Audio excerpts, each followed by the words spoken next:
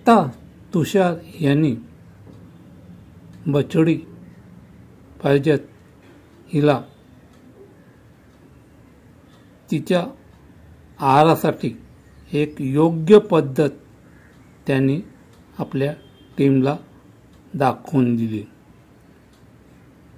त्यामध्ये दूध योग्य प्रमाणात गरम करणे जेणेकरून त्याचं दही होऊ नये आणि ते पारिजातसाठी पचावं असं तुषार कुलकर्णी यांना वाटत होतं. आणि आज बछडी पारिजात हिच्या आयुष्यातील आणखी एक अध्याय सुरू होणे आवश्यक होतं. तिला तिच्या बांधवांशी जोडणं तितकंच आवश्यक तुषार यांना वाटलं. त्याच प्राणी संग्रहालयातील एक नर ज्याचं नाव विजय आहे त्याचा सहवास पारिजात हिला देण्याचं तुषार यांनी ठरवलं आणि हळूहळू तिचा सहवास विजय याला आणि पारिजात ह्या बछडीला आवडू लागला. तिच्या पहिल्या वाढदिवसापर्यंत पारिजात 10 फूट 4 इंच उंच झाली होती आणि तिचं वजन 370 किलोग्राम एवढं झालं होतं. मजबूत आणि निरोगी वाढलेली पारिजात बछडी, त्यामुळे तिने दुधाचा पूर्णपणे त्याग केला आणि ती आपली आवडती फळं आणि पानासह घन आहार घेऊ लागली. आंतरराष्ट्रीय निसर्ग संवर्धन संघटना म्हणजे कन्झर्वेशन ऑफ नेचर यांनी एका सूचनेद्वारे जिराफ हा असुरक्षित प्राणी आहे असं सूचीबद्ध केलेलं आहे. आफ्रिकेतील भरमसाठ वाढलेली लोकसंख्या, अधिवास नष्ट होणे आणि शिकारी जे जिराफांच्या बछड्यांना मारतात. गेल्या 3 दशकात जिराफांची संख्या जवळपास 30% कमी झाली आहे. म्हणून प्रत्येक जिवंत जिराफ हा जिराफ या प्रजातीसाठी चिकाटीचा व कणखरपणाचा पुरावा आहे हे कुलकर्णी यांना पटलं.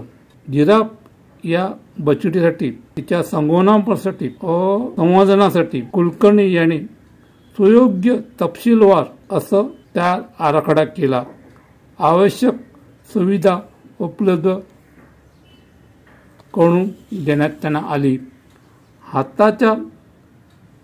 हाताच्या संगोपनासाठी योग्य उपकरण त्यांना देण्यात आली. तुषार यांच्या कर्मचाऱ्यांना योग्य प्रशिक्षण त्यांनी दिलं आणि प्रत्येक तपशिलांची महत्त्वाची अशी एक रेकॉर्ड पारिजातच्या प्रत्येक ग्रॅमचा आणि प्रत्येक वाढलेल्या सेंटीमीटरचा त्याने रेकॉर्ड ठेवला. नोव्हेंबर महिन्यात जन्मलेल्या या बछडीचं नामकरण पारिजात हे डिसेंबर 2023 झालं. आसामच्या प्राणी संग्रहालयात तिचा जन्म झाला आणि संगोपन आणि संवर्धन तुषार कुलकर्णी यांच्या टीमने केलं. चिअर्स अप तुषार कुलकर्णी आणि त्यांची टीम. आणि आज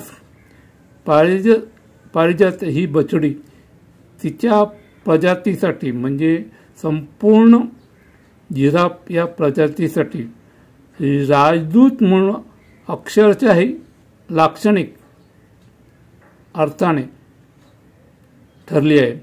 तिची योग्य काळजी आणि तिला योग्य वातावरण देण्याचा कुलकर्णी यांचा प्रयास आहे.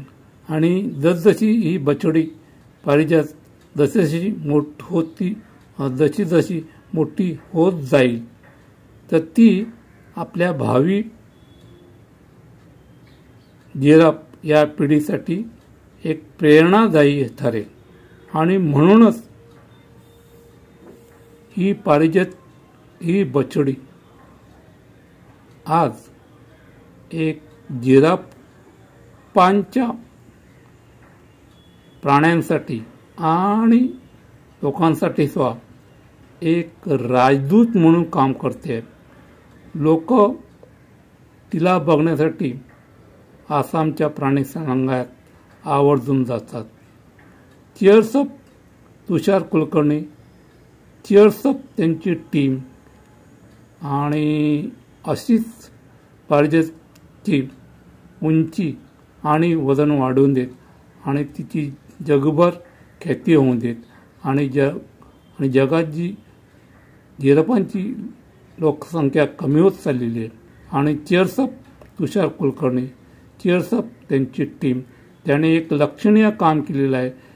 जिराफ नंतर बछडं जे भारतात जन्माला आलं एक वेगळ्या परिस्थितीत, आणि ते 2 नंबरचं आहे. ह्याच्या अगोदरही एक बछडं झालं होतं आणि हे 2 नंबर आहे. तर चीअर्स अप तुषार कुलकर्णी आणि त्यांची टीम. Cheers up.